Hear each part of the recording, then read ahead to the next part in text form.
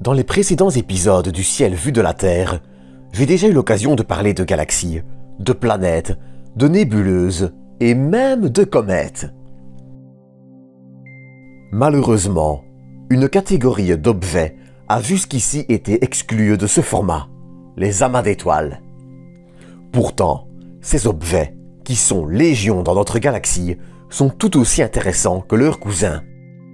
Afin d'enfin corriger cette injustice, je vous propose donc de dédier cet épisode à Messier 11, dit l'amas du canard sauvage, l'amas ouvert le plus riche du catalogue de Messier. Mais pour ça, on se retrouve après le générique.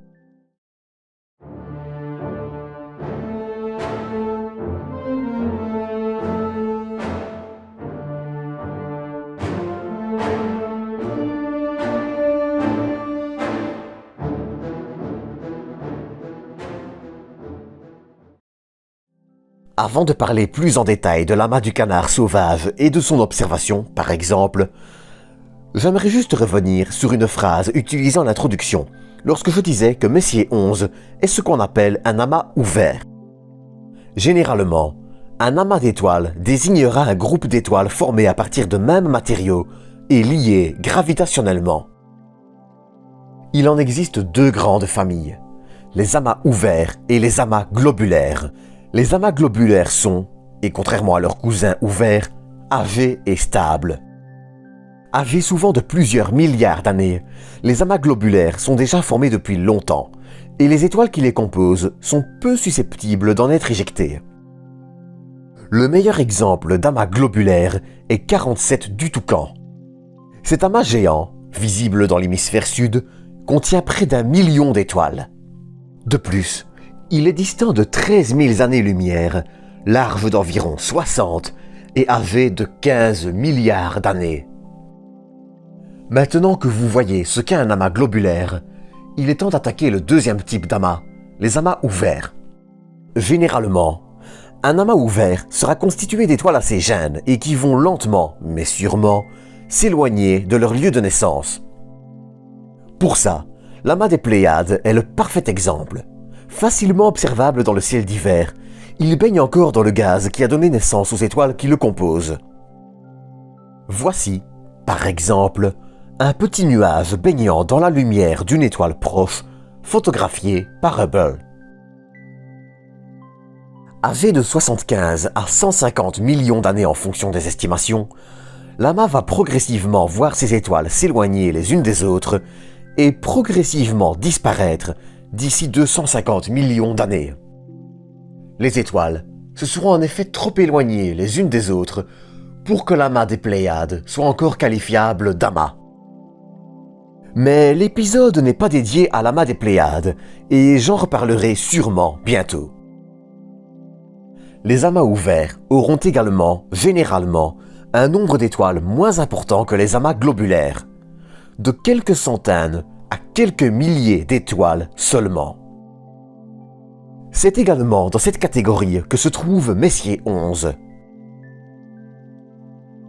D'environ 95 années-lumière de diamètre, il contient près de 3000 étoiles. Situé à environ 6120 années-lumière d'ici, il serait âgé de 316 millions d'années et aurait une masse approximative de 11 000 masses solaires. 11 000 masses solaires qui correspondent à ce nombre, ou encore 204 152 quintillions, si je ne me suis pas trompé, de bananes. Messier 11 a été découvert par Gottfried Kirch, astronome saxon, en 1681.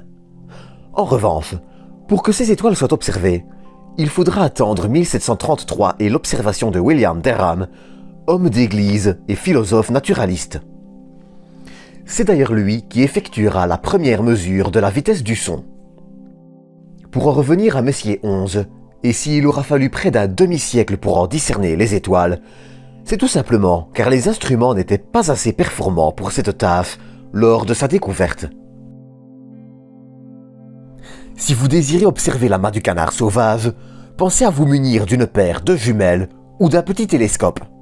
Si, en théorie, sa magnitude de 5,7 le rend visible à l'œil nu, l'exercice demande un œil habitué au ciel et une pollution lumineuse quasiment absente.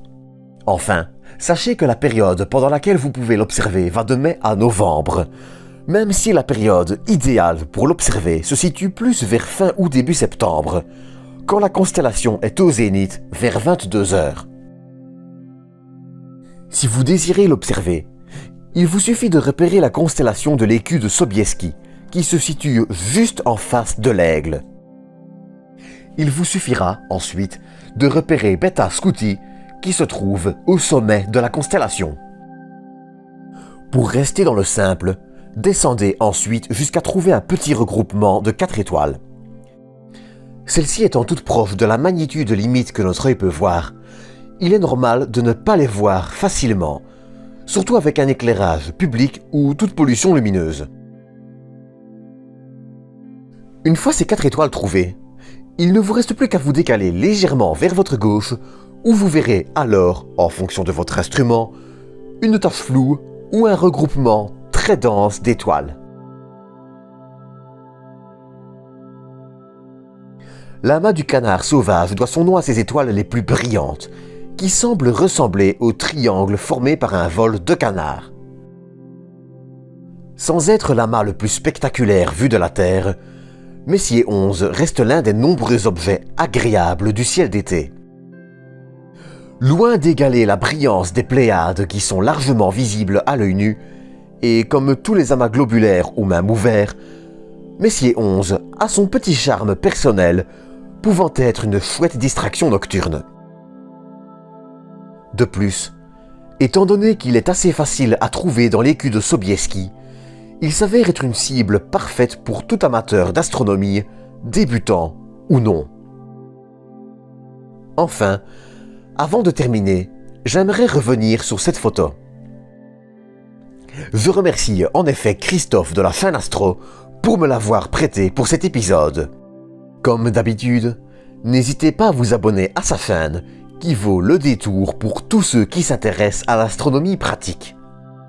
Sur ce, j'espère que cet épisode vous aura plu. Comme d'habitude, n'hésitez pas à liker, commenter et partager cet épisode. Vous pouvez également vous abonner et activer la cloche si vous le désirez. Sur ce, bon ciel à tous, prenez soin de vous, prenez soin des autres, et à bientôt pour une nouvelle dose d'espace.